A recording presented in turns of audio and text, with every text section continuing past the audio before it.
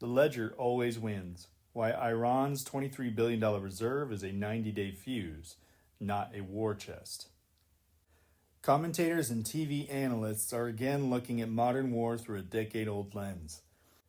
When leaks revealed senior U.S. officials claiming Tehran is more scared of Treasury than the War Department and literally begging mediators for cash, the conventional pundits pushed back.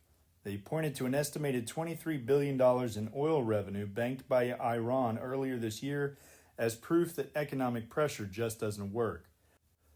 But that argument relies on static, paper-balanced thinking. It completely ignores how hard currency burns under a total naval blockade and triple-digit hyperinflation. So today, let's talk about the real financial math behind the current pause and why the Iranian regime is operating on a fuse measured in days, not months. Part 1. The paper revenue fallacy. First, let's dismantle the main myth, the on-paper revenue fallacy. To a political pundit sitting in a studio, a headline figure like $23 billion in crude sales sounds like an endless war chest. But in operational reality, gross revenue is not spendable liquid cash. Here's why. First, you have the dark fleet haircut. Selling sanctioned crude requires massive discounts, often $10 to $15 below Brent crude, just to entice buyers to take the risk. Second, trapped foreign FX accounts. Those proceeds don't land in a Tehran bank vault as shiny US dollars. They sit in foreign escrow accounts in yuan, rupees, and dirhams that cannot easily be converted or liquidated due to international banking isolation. And third, the intermediary tax. Illicit shipping networks, laundering hubs, and middlemen brokers routinely take a 10 to 20% cut just to move the money. By the time the gross oil sales actually clear that illicit pipeline, a massive chunk of that $23 billion has already been eaten alive by friction. Part 2. The multi-billion-dollar burn.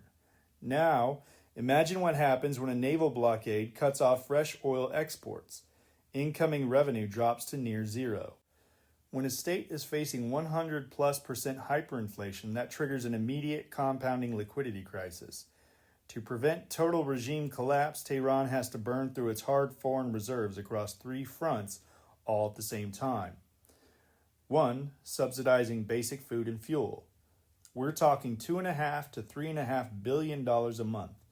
When the rial collapses, local prices for bread, wheat, and fuel skyrocket.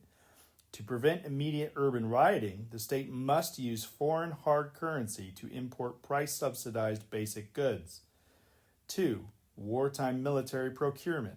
That's another $2 to $4 billion a month, replacing destroyed air defense radars, securing drone components, procuring missile propellants on the black market. That carries extreme wartime markups. Smugglers don't accept hyperinflated paper reals. They demand physical cash or gold. 3. And finally, the hard currency security payroll. You cannot pay elite IRGC units, intelligence networks, and regional proxies in worthless local paper. To maintain cohesion and prevent desertion, the security apparatus demands inflation-indexed bonuses in hard cash. Part 3. 90 days to exhaustion. So, let's do the actual math under total embargo. Estimated monthly burn rate, 6.5 to 9.5 billion per month. Incoming export revenue, near zero. Do the division, $23 billion in reserves divided by roughly $7.5 billion a month in operational burn equals approximately 90 days. Far from being a year-long war chest, that $23 billion was a 90-day emergency fuse.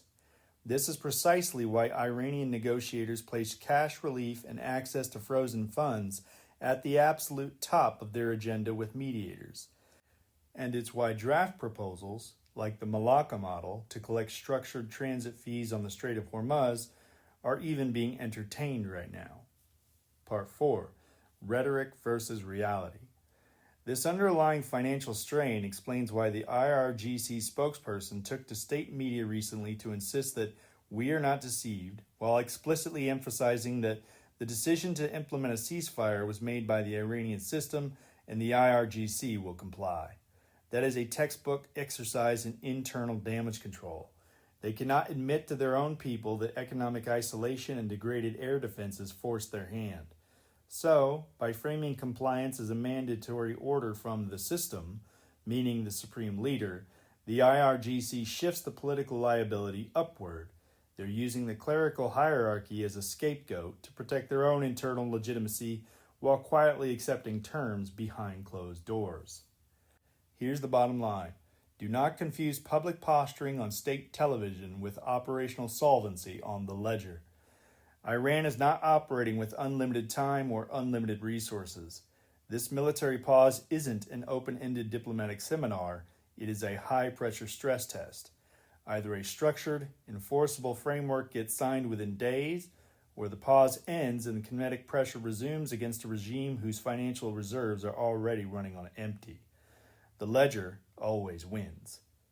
Eyes open. The Mercer Ledger is an independent, listener-supported platform. You can back our work at ko-fi.com/wemercer. That's ko-fi.com/wemercer. And thanks for listening.